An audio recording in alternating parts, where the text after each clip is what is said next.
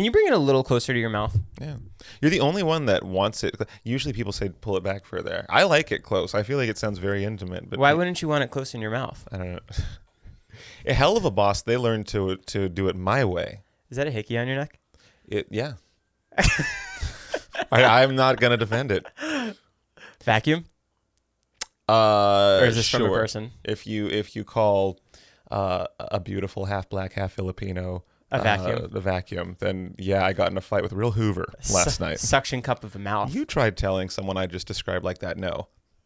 Guys, today's guest, Brandon Rogers. They know. They fucking know this. If they clicked on this video, Joe, they probably know who the fuck I am. And if they didn't, well, I'm just some regular fag. You have to bleep that. Do I? I don't know. I can say it, but you can't. It's your show, so you got to bleep it. I can call you up. Got cut out. Yeah, but because you said it like a fag. I didn't say it like that. I can say the Sorry. word. You said it faggy. I was looking back at our old videos, and we've done quite a lot. When I type in our names together on YouTube, there's so many videos. Yeah. It's fun because I don't have someone that I have this like real life lore with in the real world. Someone that like I get a like, I don't know. You're the only person I use as a punching bag, and like I love doing it on like there's that whole video where I'm being mean to you. Sometimes I will watch that and I'm like, oh, I miss Joe. Sometimes I'll watch it and cry. Yeah, it's nice. But look at we're here still after all these years. Pretty sick. Did you think that I'd survive this long? No. Well, I don't think anyone did. Well, we've been filming together. I don't think your wife thought you were going to live this long. That's why she said I do. Oh, right. She thought I was going to tap out after 4 months. She's up there going, fuck, he's still alive. He's still kicking. Nothing works. I use the pillow. I use the fucking... How does he survive the bleach? Bleach is... I'm immune to that. So we've been friends for 8 years, huh? It feels a lot longer. It's been beautiful. 8 years ago, you posted a Helen the Hall Monitor. I did. What was that like when you dropped that video? Did you know that school tried to sue me?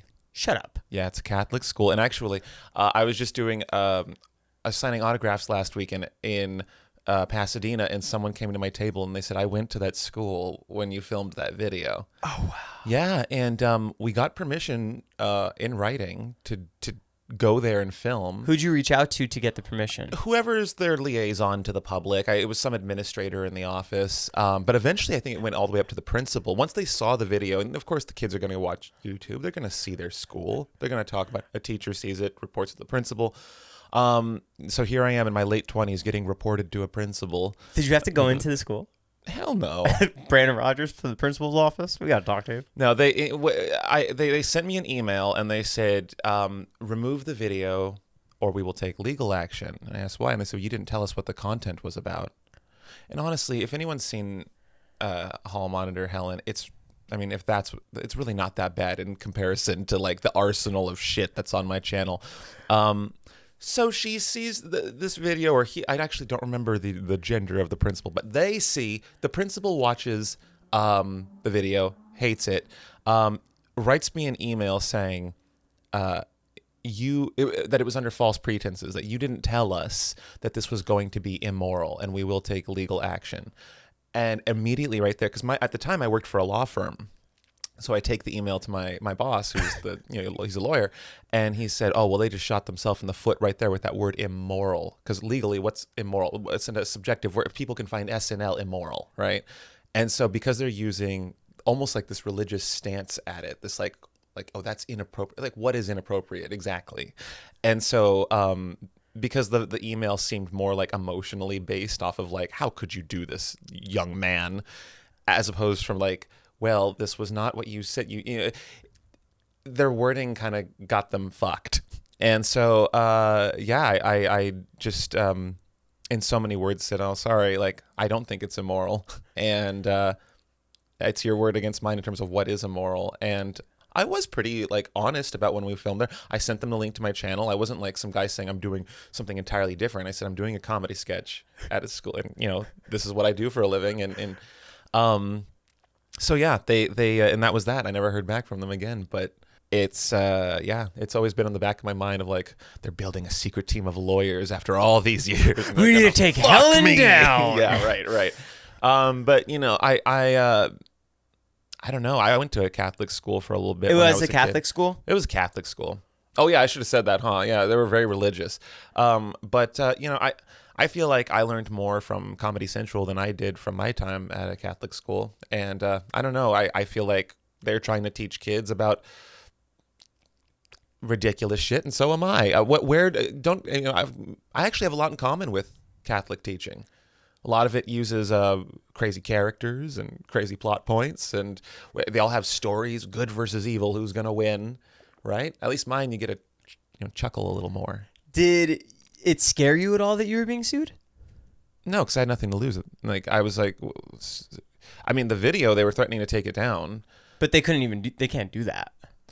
No, and like they were just pissed that it was at their facility. Pissed and they were like this can get us in trouble or something like this can get. I'm like, how? I don't say what school it is. I don't show what school it is. Nothing in it is like me saying, hey everyone, this school, this is what they think and feel, and you should feel this way about them. No one's watching that video going, what school is this? Have you ever told this story on the internet before? I don't think I have. Well, maybe I have. Wait, it's exclusive. No, I heard you say no. No, does someone do a deep dive? I think I might have talked about this before. Wow, first time you're ever talking about this. Calm your tits, Joe. You're going to research this and find the story probably 5 other places. But the thing is, that video has brought so many people. Like, I'll forget about stuff that happens, and I'll go back and watch it. It's just like, for someone to watch a video that doesn't take itself seriously to that capacity, and for their takeaway to be like, okay, if you find it annoying, whatever. If you click away from, but like for someone to just take it, I'm gonna write this email, and I'm gonna everything I worked for is at risk because of this. I don't know what logic they had behind it, but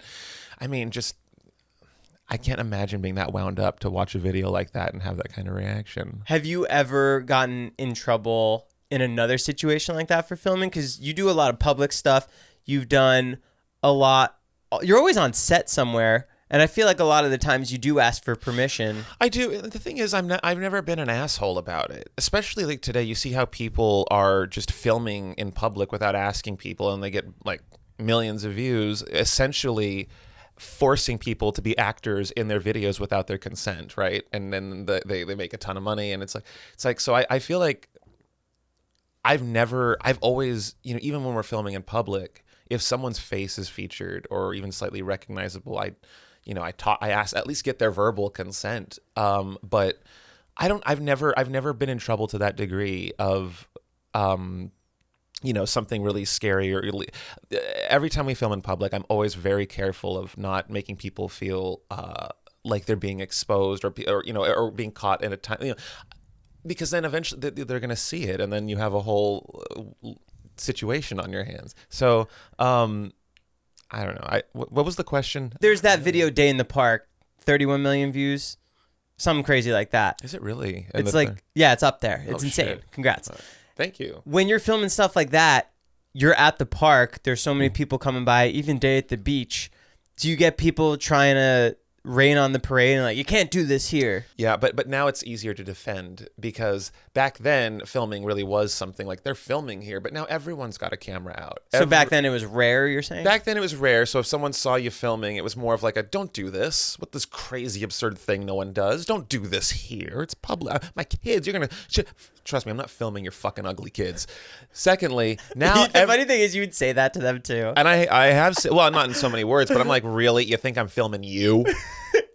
I'm in this costume and you think you're what I'm filming? Fuck off. Nowadays, everyone has they're filming all the time. I mean, how often do you go to the beach or somewhere in public and you're in someone's video, you're in someone's photo, everyone's a superstar now. Everyone's filming shit. So it's like, there's more understanding with security. When they see what I'm doing, it's less of like, what the fuck are you doing? You can't do this here. And more of like, guys, you can't do this. Like, there's no mystery as to what's happening. As opposed to when I first started doing YouTube, people would see me doing these crazy things in public and go, what the fuck is this?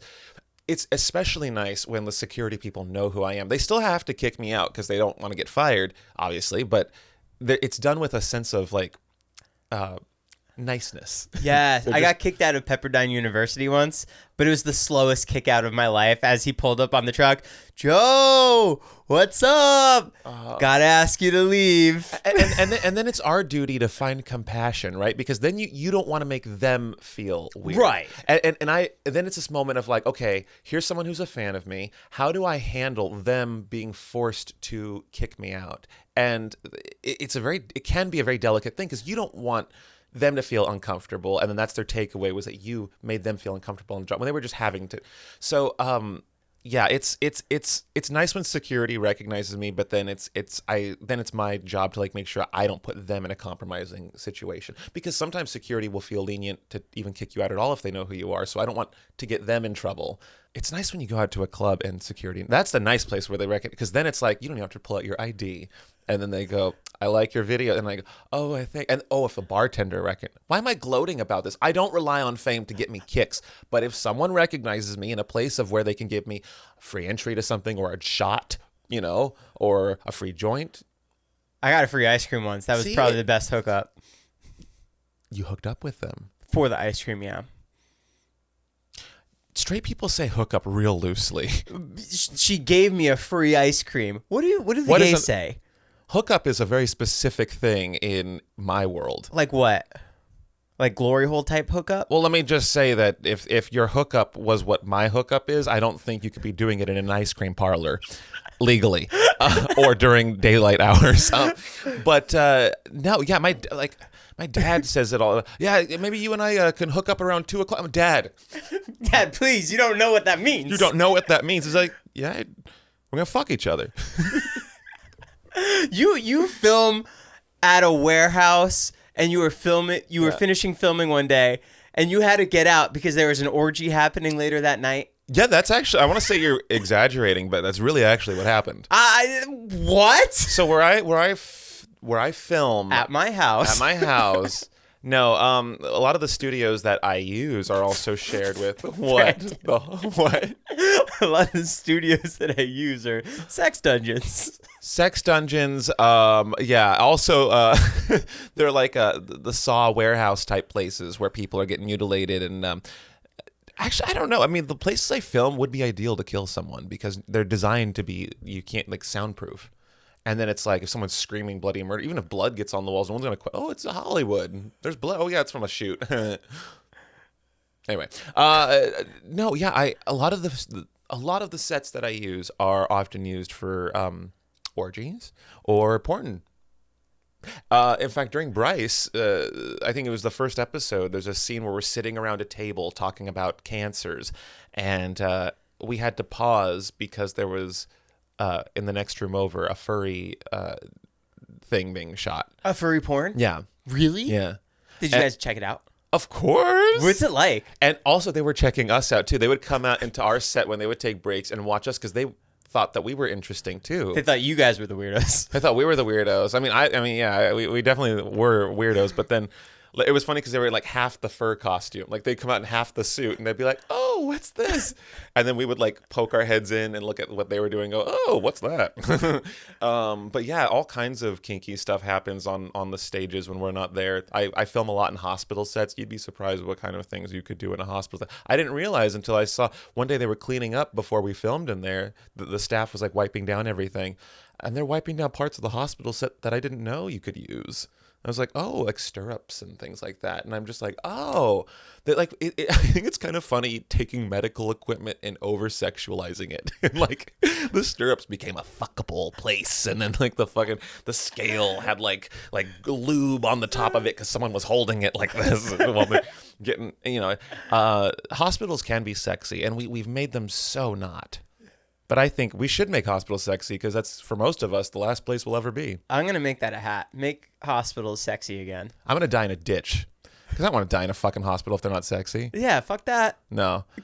Find me in a ditch, I'm going to be fucking diddled ass, torn, stretched open soup at that point. But at least I won't die in a hospital. What was the most expensive shoot day you ever had? Oh, you were there. It was when you raised your fee. No, I'm just kidding. No. When I raised my feet? No, your fee. My feet. No, but you were there though that day. Joe, you bitch. You were there. It was the blah blah the clown, the documentary. That shoot day was the most expensive probably of my whole career. Well, other than Magic Funhouse, but that was an actual show that was produced by like television, and that wasn't my money. Right. So to me, it was cheap. But yeah, no, that it was the blah blah the clown documentary. It was in the courtroom. Do you remember that courtroom scene? We had one day to do it, so I had to cram all of our scenes into one day, and we had so many like big names. There was Jack Plotnick, Anthony Padilla, Trevor Wallace, Marlon Webb, and among other just actors that in general that are, I mean, everyone there was paid, and then the set was really expensive. We were there for a long time. There was just a lot of moving pieces, and we were about to go in lockdown. If you remember, we shot that around January of 2020, and I remember being like, it's a miracle that I got all these people in this place at the same time. I don't know if we'll ever be able to even do this. If we go into this lockdown that's going to happen, I got to just shoot this all now. So that's why we did a whole day with all those people. And I think it was like 9 or 10 hours. It was a long time. But yeah, I was pretty broke after that. What's a set cost like that? Like a courtroom set? That one was particularly expensive. My price range is really like, I mean, Pure Space is pretty much my go-to. They have like almost any kind of set I need is in my price range, but that particular set was quite expensive. It was like, I want to say it was $300 or $400 an hour. And you had to get a 10-hour block? Yeah. That's bananas. Mm-hmm. Wow. So was my bank account. That's crazy. My next question it was bone dry after that. You do everything on your shoot days. You're the director, you're the script supervisor, you're acting in it, you're doing all the blocking for everybody. And it's not like everyone's there the day before to see what they're doing. So you have to run over everyone's lines with them and make sure they know what they're doing in each action. How do you maintain all of those skill sets while trying to make sure that the video looks good? When Disney built Disneyland, to him, it was about the whole experience. He talked about, it's not about, are the rides good? Is the food good? Is it clean? It's just, what was the entire takeaway from when you walk into that park to when you leave? It's that overall experience, and you feel that. It's not like you like it for any one particular thing. When you go there, you're in another world altogether. And I think with stuff like this, it's very like that's exactly the approach I take. It's not about, well, I got to find an editor. Well, I got to find I got to just learn what to do to make this thing exist. And that's been my philosophy ever since I was 15, 16 years old. I learned iMovie, and I realized I don't need, like, if I can edit, I just really need the equipment. That's it. And it's not that expensive. It's camera, laptop, and then I realized, well, then all I need to do is just learn how to write. And then all I need to do is and this is before YouTube. Well, YouTube was technically around shortly after, but even then you can learn stuff from it. It wasn't like you could just, it was still just like random sketches and comedy and stuff, So it was really, learning stuff was not easy. And people ask me now, like, how do I learn how to do, just do it. You know what I mean? It's just because people think that there's all this, like, I didn't have any resources to learn. I had a film class, which really isn't that, it sounds more illustrious than it was. It was a classroom where we just had to sit on, we each had a computer, and we had to learn iMovie individually. It really wasn't a class. It was just forcing us to be in front of a software many of you have in your home already. And if I didn't just sit and learn the software, I probably wouldn't be doing what I am now. But yeah, I think it all begins with editing, filmmaking. Editing is the first, because that's the cooking process, right? When you're an editor, you know exactly what kind of takes you need. You know exactly what scenes you need, what shots you need, what sound you need. You know every ingredient you need to throw it together. So if you know how to edit, everything else, in my opinion, is really just like skills that you just keep doing. Makeup, hair, costuming, those are things you everyone kind of knows what they need for those things. I think the more you do it, the more you're going to get better at it. And there's certain things that I know that I'll just never be perfect at, or at least if I want to do the directing, writing, like makeup, for instance. If I have a group of people on set and I don't have time, or my assistant doesn't have time to do their makeup, I'll hire a makeup artist for that day. It's knowing when to delegate versus like how much you can realistically take on. And I think, yeah, as long as I get the editing covered, everything else feels so simple. But editing is, well, except for writing. Writing is equally hard, if not tougher than editing, because writing has to come from here, you know, and well, everything has to come from here, but writing particularly is like, if it was easy, we wouldn't be having this, you know, strikes about, you know, it's like it is the epicenter, it's the seed of everything, you know, but then the post seed is what ties it all back together. So it's like writing and editing are like the two. And if you can do those two things, like, don't make any excuses for the bullshit in the middle, because that's all the easy stuff. Yeah. Do you still edit everything yourself? Everything. I don't let anyone touch what I do. You blew my mind. Do you remember when I came over to your apartment and you were showing me your editing process and you were doing it on iMovie? I still do. Because I went to school and they were forcing us to learn Avid.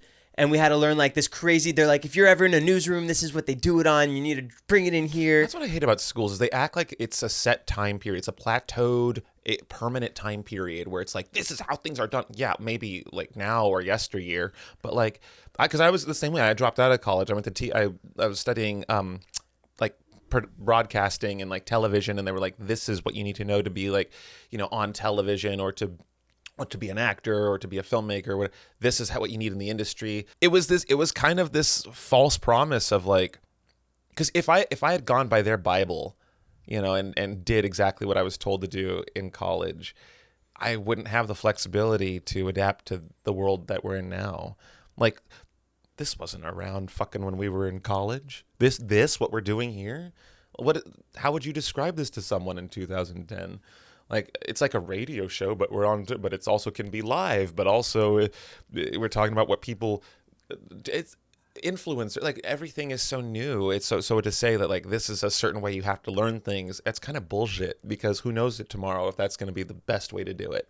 I really stopped trying to learn algorithm tricks for YouTube. Like back in the day, it was all the rage to learn, when do I upload? What's the best time? What's the best audio? And now it's just like, I've had videos blow up 10 years after I upload them, you know, and honestly, I just feel like what stands the test of time is if the work is good, you know, because it's like, I'll have made videos 10 years ago that didn't fit what the algorithm wanted, but I'm like, damn, at least I made it good because now it's blowing up, you know, it's at least I cared about it to make it decent. So I don't know how I got on this topic, but I meant everything I said, and I mean it. Make stuff good. Make good stuff. Everyone says, what kind of videos should I make? Make stuff that's good. People think I need to make stuff for everyone else. That's not true, because then they're not going to like it, and you're not going to like it. No. Helluva Boss got famous because Viv made what she wanted. She didn't give a fuck what anyone wanted to see on TV. She made her show, the one she wanted with the characters she was attached to, and you know, and I think people can sense that authenticity. I know it's palpable. You can cut it with a fucking butter knife, you know. She just posted an episode yesterday. Is that season almost done now? It is. No, it's 12 episodes. So there's still 2 more coming. Fuck, it's 12 or 14. Oh my god, it's 12, I think. Is the Helluva Boss fan base like crazy hardcore? They are. Yeah, I mean, I've never, well, let me put it this way. I've never been at the epicenter of anything this radioactive before. It's such a crazy fan. Yeah, they notice every detail, and it makes you feel like nothing's wasted. It makes me feel like when I'm writing a script, nothing's going to go over their heads. They catch everything, and it's so satisfying as a creator to know that everything you make is being savored. Are these ASMR mics? Yeah. Okay. All right. Fart, poop, whatever you want to do into it. No, God. Is that what you do? To that one, yeah. That's my poop mic. That's your cum mic. Tastes good. Oh, wait. No, it is the poop mic. You just had cum in your poop. For a Helluva Boss, do you ever get recognized for your voice when you're just talking to somebody and they're like, you're Blitz? Yes, but that reminds... So the other day I was driving and I saw someone dressed as Blitz for Halloween, and or was it just a regular day? No, it was at a convention. But I was driving to the convention. Someone was walking to the convention dressed with. You see the horns, and they had the whole Blitz get up on, and I pulled over up next to them and I rolled down my window. I said, Blitz! And he looked at me, didn't recognize, or I'm assuming he didn't recognize me. He looked at me and he went, and kept walking. So I'm like, the voice doesn't work all the time. Oh, and the TSA, at the TSA, the guy putting me through the metal detector, you know, the ones that they look at your balls and shit. He told me that he saw I was wearing a Helluva Boss shirt. He goes, I love that show. I said, I'm him. He goes, okay, cool. Like he didn't. I don't know if he didn't believe me or what. So I'm him too, buddy. Yeah. Oh, okay. All right. Me too. So he's like, get past the detector and let me dig around in your ass. It sometimes works and sometimes it works and sometimes it doesn't. But I like to think that my voice is recognized. Well, I heard you watching one of my videos when I walked up. I said, that's me. Blitz sounds exactly like you. Well, yeah. And people say, they go, do the Blitz voice. And I'm like, I am. I'm right here. No, there is a distinction. I mean, Blitz is definitely my voice very, very warmed up. You know, when I go into the studio, I have to like joke and laugh and kind of like have a coffee break before I go into the booth with Richard. And Richard Horvitz, you know him from Billy and Mandy, and he's Zim from Invader Zim, Power Rangers. He's done a million things. He's our vocal director for the show. And when I get there, he's so amazing at just being able to get my voice warmed up like that. Like we're talking, you know. By the time I leave here, my voice is going to be sounding different. It's actually really interesting. If you go on any interview, you can go on this one, go back to the beginning, listen to what my voice sounds like, go to the end, listen to what, both of us, your voice does change the more if you talk for like a solid hour. And so with Blitz, I talk a lot with Richard and Vivian and the whole crew. And then when we're laughing and joking, we've had our coffee, okay, get in the booth, and then he's Blitz. But I cannot just start as him. So do you have vocal warm-ups for Blitz?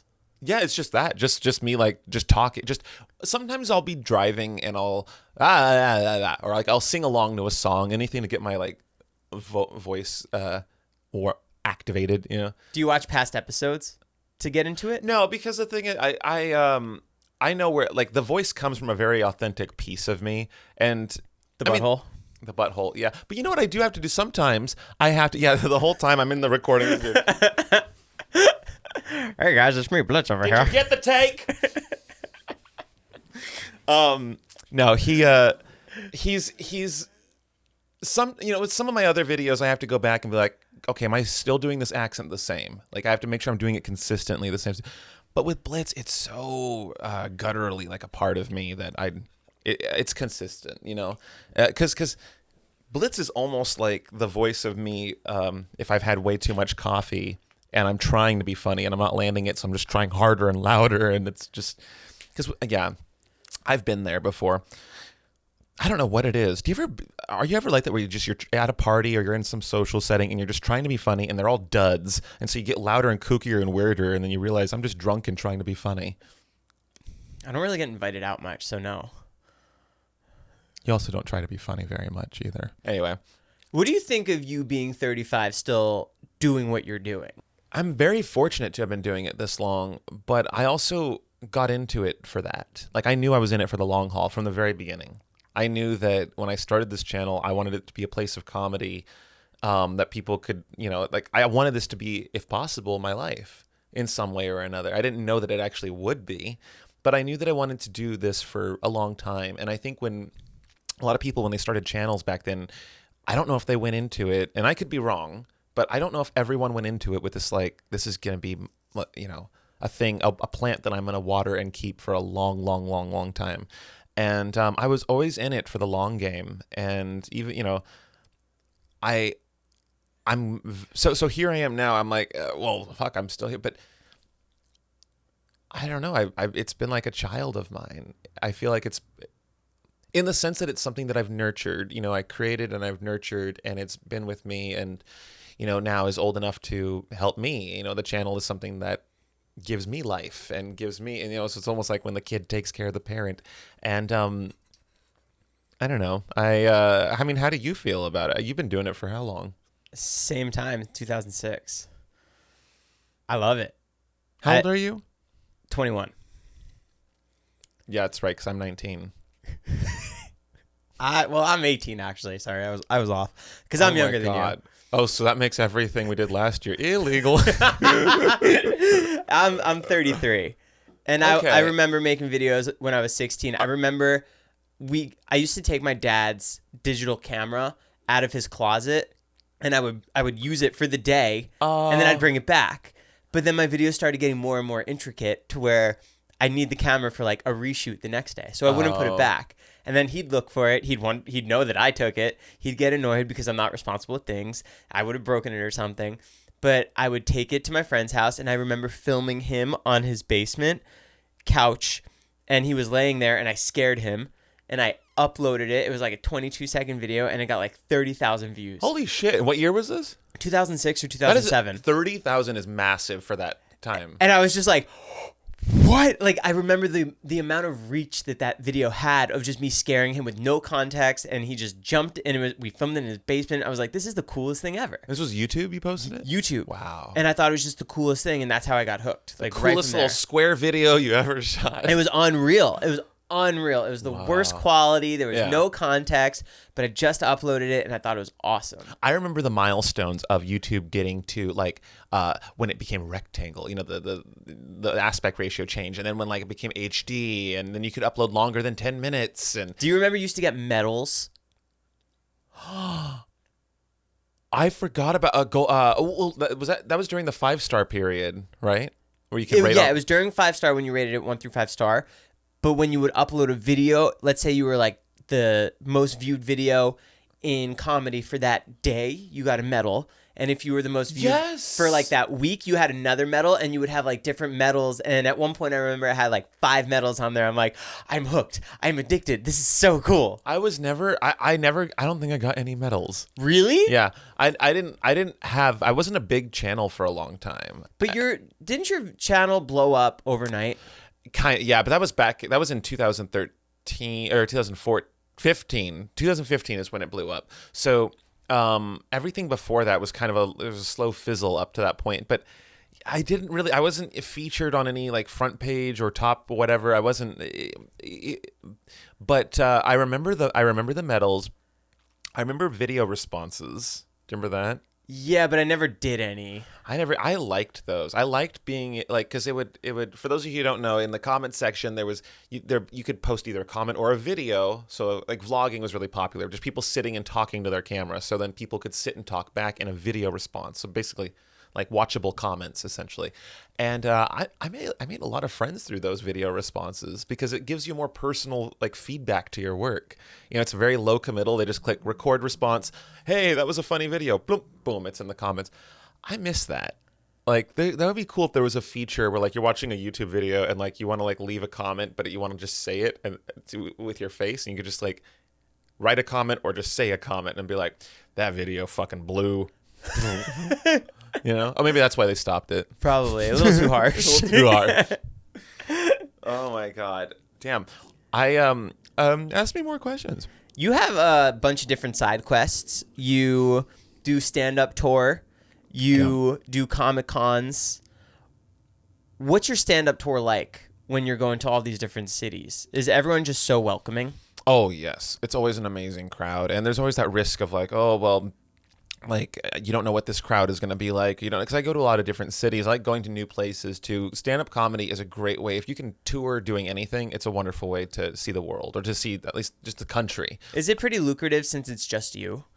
Yeah. It's really just me and my assistant and my. I have someone who like a tour manager that travels with me, so it's the 3 of us. But yeah, I mean, we get really good crowds, and it's always amazing when you're on stage and you just can't see the back of the audience. Like it goes into the darkness. It's like you don't see where the seats stop, right? And you're just kind of up there, and you don't really see a lot because you're usually blinded by everything. But I love it. One time there was a venue, one of the worst venues I ever played at. Everyone there was nice. The staff was very sweet. Everyone was very friendly.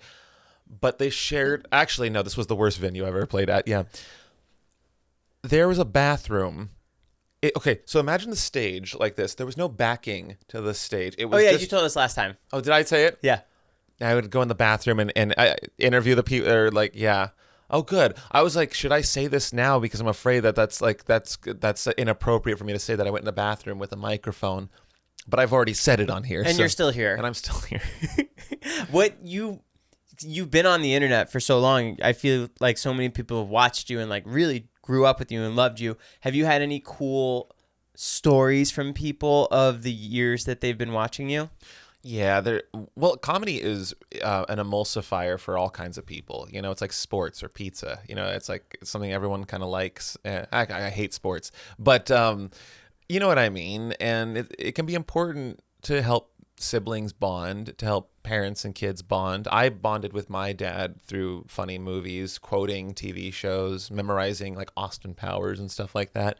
And it's really touching when you hear other people in the world who have had that same experience from your work, because you know what digesting that feels like when you and someone you love can share funny quotes. I quote your video all the time. Wait, which one? I just look at people and I go, a child. And like the response rate isn't that good because it's so out of pocket. But every now and then I'll get that one person that's like, I've done that before too, where I was a child, and then if someone doesn't get the reference in public, they'll be like, why are you just saying a child? I'm like, it's the one thing worse than a rapist. I have to say the following. I have to say that to wrap it. But like, as if that's going to make it better. I know. What are the Comic-Cons like for you? I haven't been to Comic-Con since I did Magic Funhouse. Conventions in general. Oh, sorry, that's what I meant. How are the conventions for you? Conventions are fucking great. I am still relatively new to the convention circuit, but it's like a traveling circus. You'll see the same staff in Chicago as you did in Boston, as you did in, Pasadena. These people just travel all over the country. Like some people do it every single weekend, and it's like a home away from home. Once you start to get to know the staff at these different places and they become familiar, then suddenly you have all these familiar people in a very foreign place you've never been, and it's nice. I love conventions because I love any place where people can feel safe being their weirdest self. I'm a big advocate for people being as much of their true self as possible. In conventions, there's no judgment. You walk through those doors and everyone is in their cosplay that they worked on for weeks or months or years, these beautiful costumes. And they're not just costumes. They are representations of these people's obsessions, of their innermost love, and it's a place of vulnerability because it's not always, not everyone has the confidence to say, hey, world, I like this thing. And at a convention, it's all that people are doing. So it's an extremely safe space to just be yourself and to not feel judged about what you like or love. And it's a perk that if, the cast of what you love is there, then you get to meet them and get stuff signed. I like being a part of that because you're literally in the business of giving people happiness. People show up and they're happy to see you. I worked in Best Buy for a long time when I was a kid. It was my first job, and I got used to people in line being so miserable. They were waiting in line. They're not happy. They just want to get to you to get out of the store. So conventions feel like the opposite of that, where people are excited to have gotten to you after waiting in line. And on a much deeper level, conventions are really helping me psychologically because working in retail for so long as a teenager, it really fucked me up in terms of how I saw the world, because I was seeing the world from a new perspective of like, wow, the biggest lie I was told was that when you grow up, you grow up. Like adults were the most petulant, immature, impatient people who didn't care about you. You were just someone in a name tag and a blue shirt to get their stuff rung up and out the door. So going to conventions, it reminds me that no, the world is full of good people, and there are people who love each other, love you, that are there to just have a good time, and they're not just seeing you to get out the door. And every time I come home from a convention, I'll pull up and I'll just sit in my car, and I have to just absorb. Remember how you feel. Remember how good the world made you feel today. Remember there's nice people out there. So, anytime you're having a bad day, just remember this is really what the world is. Not Best Buy, not, I don't when you're scrolling through Insta, it's no, those people, and they're real too. They're not they're people who they're not rich or poor, or maybe they are. They're like from all over. You know, they're not just one type of person that comes up. And so, anyway, I like conventions because they make you feel super well-rounded afterward. I don't know. I'm rambling now at this point, but I've never explored this out loud. And I think, yeah, this is how I feel about them. Do you ever geek out over the people you're next to? Of course I do. Like who? I don't know if I talked about this last. I feel like I might have talked about this in the last one, but like the cast of The Office, or Giancarlo Esposito. If I fucking hope I'm saying that right, sits down right next to me, and we had lunch together, and then 2 tables over, there's William Shatner, and then across the room, fucking Susan Sarandon, and I'm thinking to myself, I'm among these people. I'm allowed to be among these people in this situation. I'm nowhere near them, but in this situation, we're sharing the same fucking food. That's cool. And it's hard to not nerd out. And you have to, because you're there with a sense of like, well, I'm here to do a signing. I'm here because people like me, and I have to, be there for them. But it's really hard when you're at that booth and Christopher Lloyd walks by and like, no, I'm giving my time to my fans, but also there's Christopher Lloyd right there. But no, I'm dedicated. Yeah. Are you a big Christopher Lloyd fan? Yeah. Oh my God. Uncle Fester, Back to the Future, of course. He was the godfather of weird in the 90s to grow up with. Oh, and Roger Rabbit when he talked just like this. Oh my God, it gave me so many nightmares. I hope we got that. Remember this moment. Remember it. Remember that. Remember it. Yes. Do you have? I do this when I have boners. Do you have your pillow on your lap because I'm making you happy? You can't stand up. You're gonna poke my eye out. Wait, remember this moment about Christopher Lloyd. Just remember it. Okay. Okay. Why is he gonna jump through that door and throw his wiener in my face? He's been here the whole time. No, I'm kidding.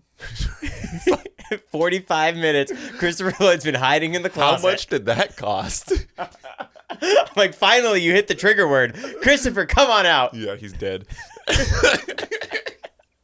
Where do you get your dark humor from? Somebody asked that. I want to say I get it from because my family's all very comedy based. They're all like, a lot of them are very like my dad especially is really funny. Yeah, but your dad came on set one day when I was filming. That's right. Such a good time. Yeah, you met my dad. But he's not dark and no, he's like goofy fun. Yeah, he's a goofy funny guy. I don't know where I get my dark, because I've always been very dark. Even like when I was a kid, I remember like not being afraid to joke about death, not being afraid to joke about things that people would otherwise find traumatic or upsetting. And I don't know why specifically, like I don't know. I mean, I think the place that humor is needed the most is a funeral. And I don't know. I don't see things that are macabre or depressing as like, nope, don't make fun of that. That's too, that they're going through a process. Don't. I think humor can be peppered tastefully in even the darkest of times. Is it safe to say your funeral is going to have fun in your funeral? I want to be suspended on wires. I want to be in everyone's hors d'oeuvres. I want a little bit of me to be in the food at my funeral, so everyone goes home with a little bit of me in them. So are you in the coffin and in the food tray? We'll have to do a little bit of each. I think the coffin's fine from the waist up, because they usually, sometimes they close it half, right? Yeah, they close the bottom half. So I'm just going to be a fucking stump beneath that. And then the rest of me will be in the hors d'oeuvres. My penis will be hidden somewhere, and whoever finds it wins my balls. Like an Easter egg. Like an Easter eggs. Now, what are they gonna do with my butthole? I don't know. That's a party favor for sure, but who's gonna get it? You want my butthole? Sure. All right. I'll display it right here. No, you're dying before me, so. That is not true. At this rate, you're practically older than me. That's not true. How many energy drinks are you drinking nowadays? Enough to keep me this young. Friend. I told my wife that I saw you walking to go get your energy drinks the other day. Yeah. And we were trying to figure out what gas station you were going to. Oh, yeah. Well, they all have the one I like. I can go anywhere and it's there. But they're not sponsored, so fuck you. Your videos are completely storylined. Do you ever get writer's block? Mm-hmm. How do you overcome that? Walking helps. Going for a walk. Especially in this neighborhood. Like we live in a very, I'm not going to dox us, but I think it's safe to say we live in a very walkable neighborhood. It's nice. There's flowers, there's trees, and Do you do that to clear your head, or you do that to do your thinking on the walk? it's, when you're out and about, actually driving, you can do the same thing too if you feel like driving. It's seeing new objects triggers your brain, like whether you like it or not. Just if you're in your house all day, you're looking at the same things, and it could trigger your mind into thinking things that are creative. But I think being out in public, you're in an uncontrolled environment. The things your eyes are going to be looking at isn't necessarily yours that you've curated, like in your own home. So all of a sudden you're seeing this strange looking person or a red car. Or it just gets your mind thinking in ways that it wouldn't have been pushed to pivot when you're home. So I think just getting out and experiencing the world, just anything besides a setting you created can get your brain and it usually does. Also, walking physically, getting the blood going through your body helps. It just helps your brain. I can't describe. Your mind, your body, and your soul are all connected. Like I truly believe if you're like really good at something, usually it's because all three are combined in it somehow. And yeah, I've never half-assed anything that didn't involve my mind, body, and soul, and whole. Would you say that that's your Brandon time when you're just doing your walks? 100%. That's when I'm alone with the fucking gods. You know what I mean? Like, that's when I'm... you've seen that movie Soul from Disney with the dead man? When he goes into that place where they're, like, being creative, whatever that ether is. I forget what that... But it's a real place. That's where I'm at when I'm walking. It's a divine period of time for me. It's a sacred mental state, especially when you get in that flow. I silence my phone. I especially curate the music I'm listening to, and I drink a lot of coffee, and I just try and maintain. If I could be in that state of mind all day, I would. But when you do get in that place, it's very special. Then you just have to really open your mind to all the possibilities the ether can give you. Especially when you have a story in place, but it just doesn't work. Being in that flow state allows you to better pick a breaking point and where you're going to pivot that story to make it work better. Or as opposed to like, I've been trying to change the ending, but really what I need to change is the beginning. Or what I really need to tweak is this other thing. And so I think, going out and walking around, making your brain see new things, and get the blood going through you. Oh, it's a beautiful thing. When I get an amazing podcast, or if I have like this crazy guest that gave this awesome story, as soon as they leave and I shut the door, I like, yes, woo! And like I do like this really embarrassing thing. Do you do anything like that when you drop a series? Yeah, I How do you celebrate your wins? if I have so much happiness and I can't contain it, I do this a lot. Me too. It's Yeah, and I think I scare people sometimes when I do it because I don't announce that I'm happy. Oh, you do it in front of people. Yeah. It looks like I'm angry, and I think people think because I'm like I guess it's similar to anger because it's like a surge of physical energy that you're like exuding out of you in a way, but I can get so happy that I just look like I'm going into a fit of rage. What was the last time that happened? When the Streamies asked you to host? When you got I did it on set recently, and I don't remember why I did it. I was really happy for something, and I remember doing it, and every time I do it, I feel like I go down a little bit lower in my assistant's book. Because he witnessed this very carnal thing. Carnal, is that word? He witnessed this very raw moment of me. And I don't know. I love that. And I also feel like it increases the happiness by like celebrating it. It's like you're acknowledging it and you're manifesting in a physical, it now exists in the real world. Yeah, yeah.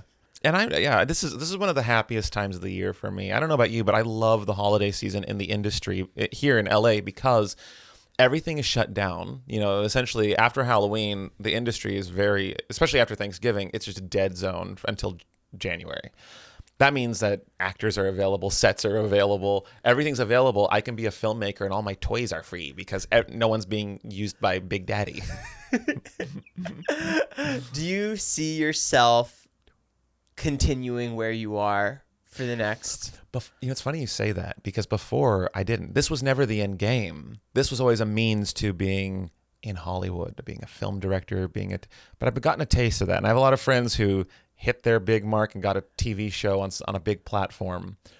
And the more in the shit that I am, I mean, it's a great thing to get your own show, but I'm learning that having your own show with a network, and it comes with certain elements that, are necessary to be a vessel that large. But I'm also learning the pros and cons of that versus a smaller production that I pay for, that I get to upload directly to YouTube, directly to my fans, without someone, with deep pockets telling me how to finesse my work for the people watching it.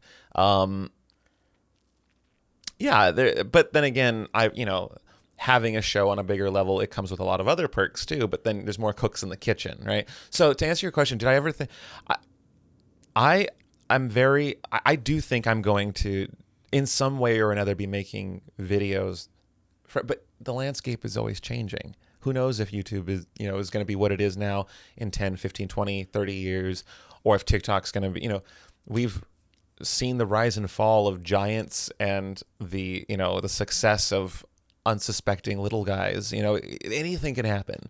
So, but I think no matter what happens, there's always a place for comedy. There's always a place to laugh at it. I laugh at the world. And, I like to think that if we were this age 30 years ago, or even 20, whatever, I think we would just be, we would be doing something like this, but maybe for public access or for radio, or I don't know. But we would still, I think, be doing some version of this. Public access, for sure. It sounds so dirty, doesn't it? Just so cheap and whorish. Public access. We'd go to the town rec center, shooting in the basement. Town rec center, get wrecked. If we'd have our wacky little set designs. Our wacky little wrecking public access asshole dungeon sex. Channel 88, midnight slot. Watch us. Channel 69. We'll watch you. Yeah. Well, yeah, it's a two-way set. It's a two-way set. We'll see what you're doing at home. Yeah, pervert. Ooh, that'd be great. A TV for perverts, where it's like it's a pervert. It only plays one channel, perverts, but there's a little camera, and they watch you. That should be your next series. Oh, that's Omegle. TV. Omegle shut down. What's the one everyone uses then? I always see like memes of people still using these. Omegle literally just shut down last week. Oh, they finally realized that perverts are on it? It's just dicks.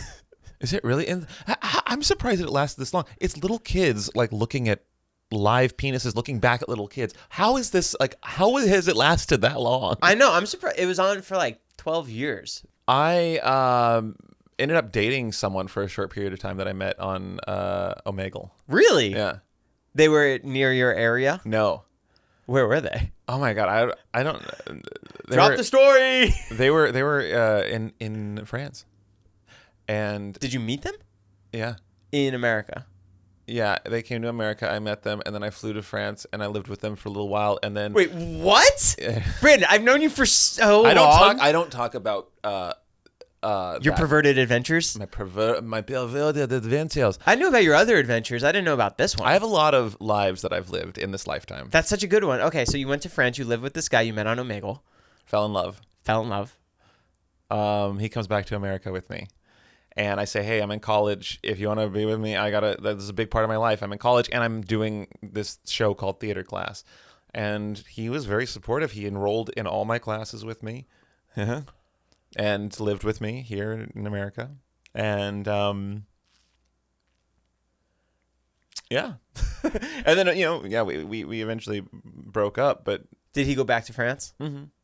Yeah. But it was a great year of like an alternate reality for him out here. He made a lot of friends, and was he nice? Yeah.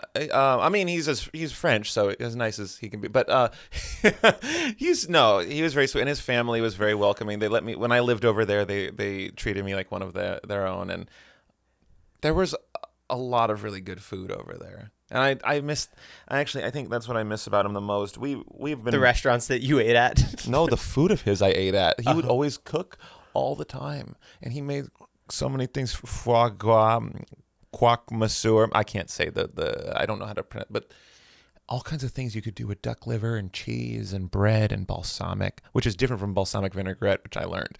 Balsamic is sticky and poignant. But yeah, I smoked a lot of cigarettes. He got me into smoking. But yeah, I've had my French era is when I don't visit in my mind very often. I can't believe you moved there. And then we went to Spain because it's just you just drive down and you're in Barcelona, and we. Did you film any videos over there? I did, yeah. Are they on your channel? I think so. Oh, how did I miss this? It's like, I mean, this is back in 2000. 6 or 7, right? It was like 2010, I want to say. Wow. Yeah. To finish this off, Yeah. and don't candy coat it. If your entire channel got deleted and you can only save one video on there, what video is it?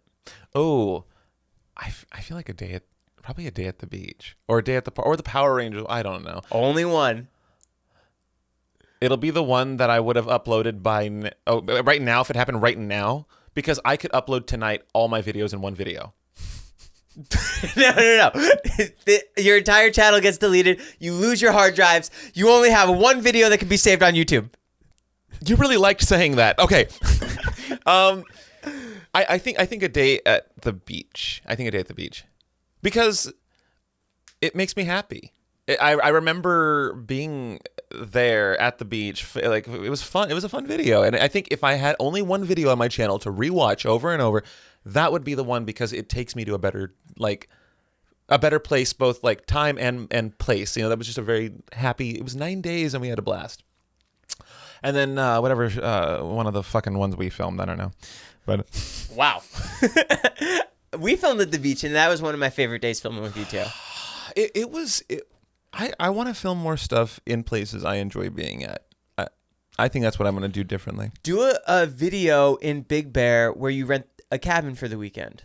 That would be really fun to do. I want to come film it. I've been wanting to do a video in the forest for a while. We could do a horror movie style one. Oh, that would be really fun. Let's do that this winter. That'd be so fun.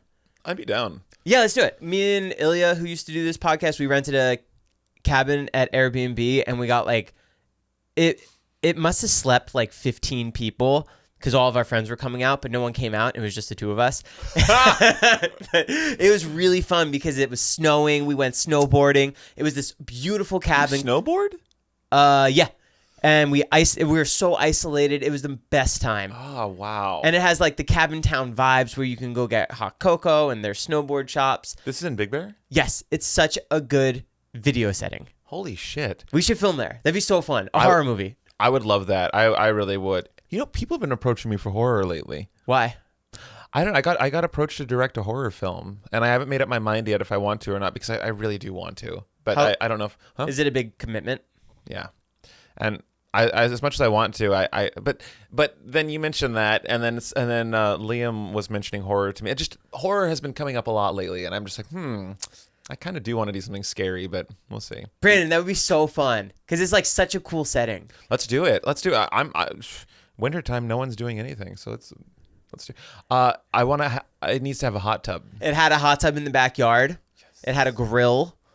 It had obviously the kitchen, a pool table. There's like a bear skin on the wall. It was the perfect horror setting. Oh my God! Did you ever see that movie? The guy. It's that same setting. It's literally that setting. Hot Tub Time Machine? No. I think some guy goes to rent a cabin in the woods, and his timeshare guy is there, and he ends up... it sounds really familiar. Wait, keep going. Wait, what happened? He ends up like wearing a mask, and he like hits the guy over the head with the axe. Yes, I not know Intruder or not Stranger. It's like a one-word movie, but it's really good. I know what you're talking about, though, but all those movies are just they get under my skin, because I have to, I live by myself, and I'm convinced every night there's a rapist upstairs. Do you live in a two-story? Yes. So the rapist is in your house upstairs. And upstairs. Yeah. Do you go check it to make sure that no one's there? Hole first. No, but I am scared. It does get scary, because you'll hear something and you go like, "Oh, I know no one's here." Do you ever get afraid that you have dementia, and you're actually 80, and you're like if you fart or you piss or something, and you're like, "Wait, Okay, I'm in my bathroom in my house. I am looking for a reflection. I'm this year old. Okay, good. I'm not, because sometimes if you have dementia, they'll think they're 20 or something, and they'll be like, oh, I'm just pooping in my house, but really, no, you're at the library and you're 80. No, I've never checked that before. You should always check your reality. Okay. Yeah. Always check your reality, because, every time I look, okay, good. I'm still this age. All right, wonderful. Hey, well, Brandon, thanks so much for coming by. Thank you. If there's anything you need to pixel, I'm sorry. I'm just now noticing on this angle here. It wouldn't be the first time you showed yourself on YouTube. Yeah, and actually, it's not. I've had to remove my penis Several times at the hotel in that video, right? Yeah. Wait, I told you about that. Yeah. The London hotel, right? Yeah. Yeah. Yeah. And then I screenshotted it before you changed it. It's my background. It was nice and big that day. Thank God. Thank God. All right, guys, go leave this video a like, comment something nice for Brandon. He needs it. Yeah, I do. I need it. And go subscribe to his YouTube channel. It's really awesome. Go watch Blame the Hero series. You don't have to watch anything else, but go watch the Blame the Hero series. Leave a thumbs up on it and say, this was shot really well. Yeah. That's the one I shot. Joe needs it. I need that one. All right, I love you guys. Lightweights, out. Out. Oh. Oh. Oh. Oh my God! It looks like our cups came from the same. I just noticed it looks like